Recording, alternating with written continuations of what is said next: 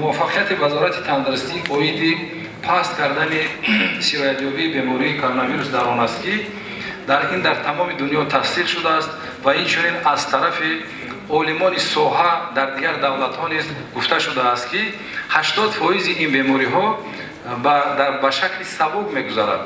ба ҳамин хотир вазорати тандурустӣ тасмим гирифт ки он бемороне ки шакли сабуки ин беморӣ дорад дар хонаҳо яъне дар изолясия қарор дода ва назорату табобати хонагӣ бояд яъне нигоҳ дошта шавад.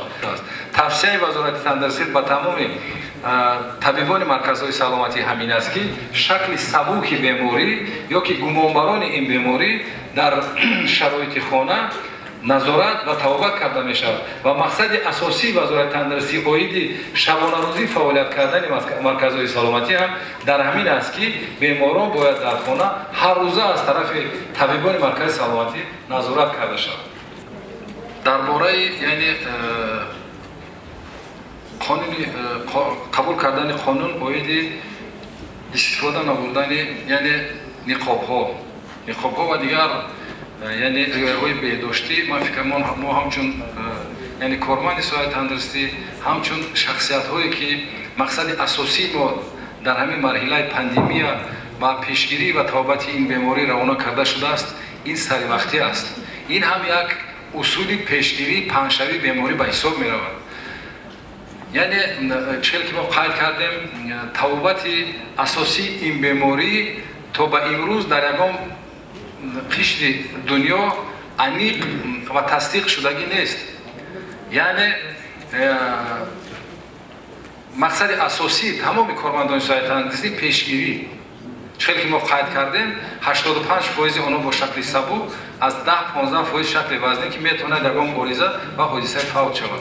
яъне фикр мекунам ки ин ба маврид аст. масъалаи фавт вот шумо андеша кинед, пеш бемориҳои пневмония ба қайд гирифта мешуд.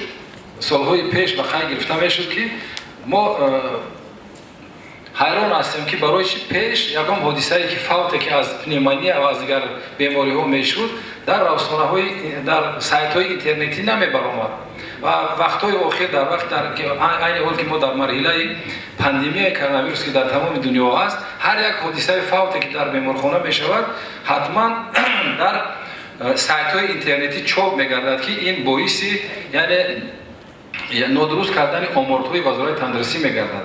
дар баъзе ҳолатҳо бемороне ки дар ин ё он беморхона мефавтанд, дар ҳамин марҳила тамоми хештабор ва ҳамсояи онҳо ба ин беморӣ вобастагӣ мекунанд. ман фикр мекунам ки сабаби асосии фавти беморонро табибон дар вақти таҳлил кардани таърихи бемор ва аз тарафи мутахассисони барҷаста хулосабарӣ кардан муайян карда мешавад. аз ҳамин хотир ман фикр мекунам ки он оморе ки имрӯз дар вазорати тандурустӣ аст дақиқ аст, дуруст аст ва дигар оморҳое ки аз тарафи шаҳрвандон ё хеши табори он бемороне ки мефавтанд, ин фикр мекунам нодуруст аст.